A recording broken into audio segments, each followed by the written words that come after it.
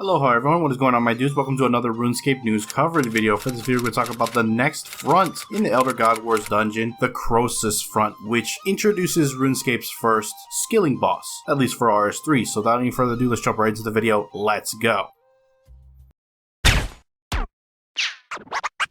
Jagex is the illest. What you talking about, Willis? Alright guys, next week we can expect the Elder God Bic to launch an attack on the cathedral by bringing forth the Croesus, a deadly fungus that has plagued Sentistan in its early years and required the help of Zaros to subdue. As I mentioned in the beginning of the video, this is a skilling boss, so it is not your traditional combat encounter. Scattered around, even outside of the boss encounter, are a bunch of skilling locations where you can train your woodcutting, mining, fishing, and hunter. You will need these skills to take on the fungus. From these nodes you can harvest and concoct new consumables or repair and craft new armor. You will need at least level 88 in the respective skill to access the standard nodes, but there are enhanced nodes that you can see with these particles throughout the video that will require 92 in that skill. This only pertains to any of the skilling activities outside of the actual boss encounter. Within the encounter itself there are no skill requirements, although they do recommend you do have level 80 in the associated skills: woodcutting, mining, fishing, hunter, and also construction to some extent. Being a skilling boss, it's obviously different than any boss we have encountered before. This boss cannot be killed in any way. All you can do is force it back into a dormant state by summoning spirits within the graveyard. This is a massable encounter, and you can join a public instance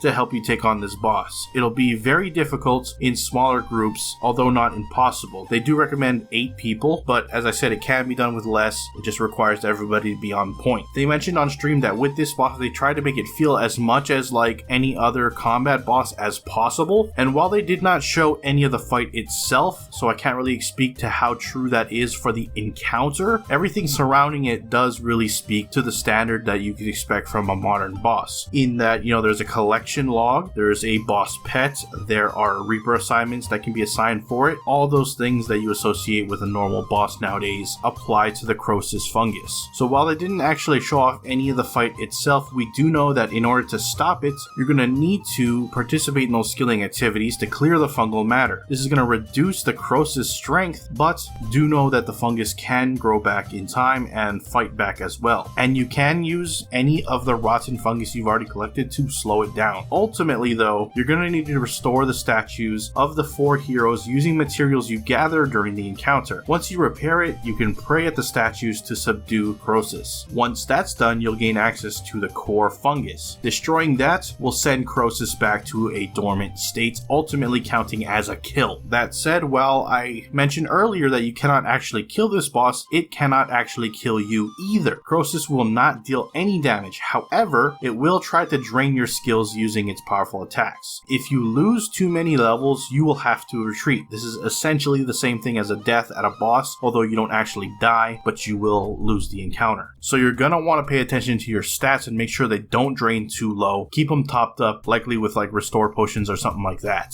In terms of XP, you're gonna receive XP for the appropriate skill for the node that you're doing anytime you contribute towards a task, whether that's using one of the nodes itself, harvesting from the core fungus, or even repairing the statues. Being that this is a boss, XP is not your only reward, so let's take a look at what you can also get fighting off this fungus. As I did mention earlier, there's a standard boss pet. It's a mini version of the Croesus, which is pretty standard for any boss pet. Moving on, we have the Crypt Bloom armor. This is a new tier 90 magic tank set with a set effect. This is crafted from the various materials you get from this encounter. For the set effect, if you wear 2 pieces, incoming magic damage is reduced by 12%, melee is reduced by 8. Wearing 3 pieces increases your magic reduction by a further 6%, melee by a further 4%, and these bonuses are doubled if you're using earth spells. Wearing 4 pieces, every time you take damage you have a 6% chance to infect your target with Croesus' death spores. This will give increased damage to the boss if you attack it from behind, so presumably in any position that flanking works, you'll get a 10% increased damage so long as the main tank has 4 pieces of this outfit and the death spores proc. With all of the 5 pieces equipped, you'll get everything above, and when you fall below below 20% HP, you'll gain a fungal shield. This will scale with your armor rating and defense level for 15 seconds. The shield itself has a 120-second cooldown. The next reward talked about is the skilling offhands. There are 2 new skilling offhands, one for woodcutting and one for mining. Mining, you have Taga's Core Hammer. This is a level 80 mining offhand, which gives you plus 10% crit strike chance and a plus 35 crit strike damage when equipped. Also, if you're mining ores from the fungal core using the hammer, you have a chance to receive Death Spore arrow tips. The higher tier the ore, the higher the chance to get arrow tips. We'll discuss those after the other offhand, which happens to be Sana's Fire Torch,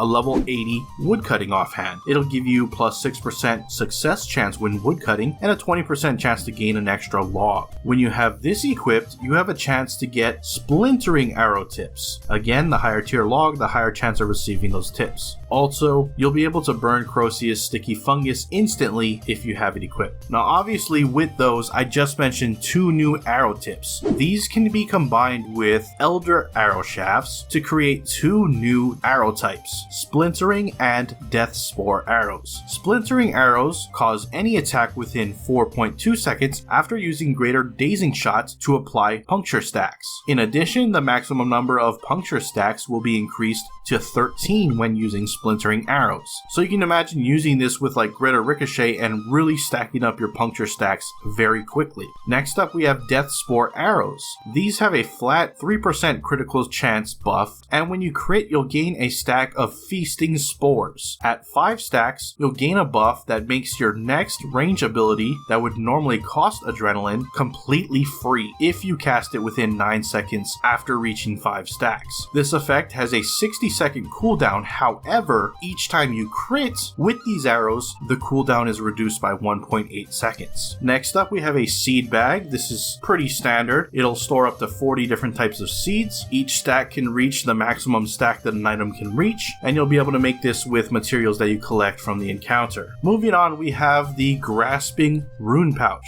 This is an upgrade to your existing rune pouch, and when you make it, it'll then hold 4 different types of runes, give you a plus 4 bonus to your prayer, and also have a 25% chance to not consume runes when using combat spells. And that is pretty much it for your main rewards. Aside from that, it has the same thing you can expect from the other Elder God encounters, in that you have your remnants that could be used to improve your Pontifex Ring, which in this case reduces the boss's ability to lower your stats when upgraded. You can also get tier 1 and tier 2 troves, both from completing the boss itself, but also skilling at any of the nodes, either in or outside of the boss encounter. And there is a new scripture or a new Elder God book aimed towards skillers. When doing any scaling activity with this book, you have a chance to spawn a mushroom. When you click on it, you gain a 5% XP buff for 1 minute and 1 to 3 clue scrolls. These can be any type of tier clue scroll, but they are weighted towards elites, and they ignore your cap, so you can get pretty much as possible when using this new god book. And a mushroom can spawn on any type of activity that would spawn a blessing from the gods when using the brooch of the gods. And that is pretty much it. Once again, that's next week, where we can see the Croesus Front, September 27th to be specific. And let me know what you think about anything discussed in this video down in the comments below. Love to hear your thoughts. I'm gonna wrap up the video there. If you enjoyed it, hit that like button. If you're not subscribed yet and you want to stay up to date on all things RuneScape related, then hit that subscribe button. Anyways, I appreciate you watching. I am out. Aloha.